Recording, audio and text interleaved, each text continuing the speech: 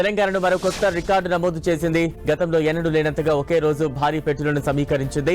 Davos లో జరుగుతున్న ప్రపంచ ఆర్థిక వేదిక సదస్సులో బుధవారం ముఖ్యంగా 3 కంపెనీల ద్వారా రాష్ట్రానికి 56,300 కోట్ల పెట్టుబడులకు సంబంధించిన ఒప్పందాలు కుదిరాయి. దీంతో రాష్ట్ర యువతకు 10,800 ఉద్యోగ అవకాశాలు లభించనున్నాయి.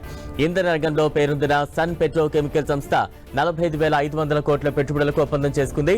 రాష్ట్రంలో భారీ పంప్డ్ స్టోరేజ్, సోలార్ విద్యుత్ ప్రాజెక్టులను ఏర్పాటు చేయనున్నట్లు సంస్థ ప్రకటించింది. అందుకు సంబంధించి రాష్ట్ర ప్రభుత్వంతో అవగాహన ఒప్పందంపై సంతకం చేసింది.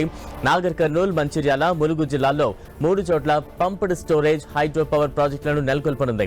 ఈ 3 ప్రాజెక్టుల మొత్తం ఇంధన సామర్థ్యం 3,400 మెగావాట్లు. వీటికి 5,440 మెగావాట్ల సామర్థ్యం ఉండే సోలార్ విద్యుత్ ప్లాంట్లను అనుసంధానం చేయనుంది. ఈ ప్రాజెక్టుల నిర్మాణ దశలోనే 7,000 ఉద్యోగాలు లభిస్తాయి. ఇప్పటి వరకు దావోస్ వేదికపై తెలంగాణ ప్రభుత్వం చేసుకున్న భారీ ఒప్పందం ఇదే. సన్ పెట్రో కెమికల్స్ ఎండీ దిలీప్ సాంఘ్వీతో ముఖ్యమంత్రి రేవంత్ రెడ్డి, పరిశ్రమల శాఖ మంత్రి శ్రీధర్ బాబు ఈ ఒప్పందంపై కీలక చర్చలు జరిపారు. ముఖ్యమంత్రి సమక్షంలో ఎంఓయూపై సంతకాలు చేశారు.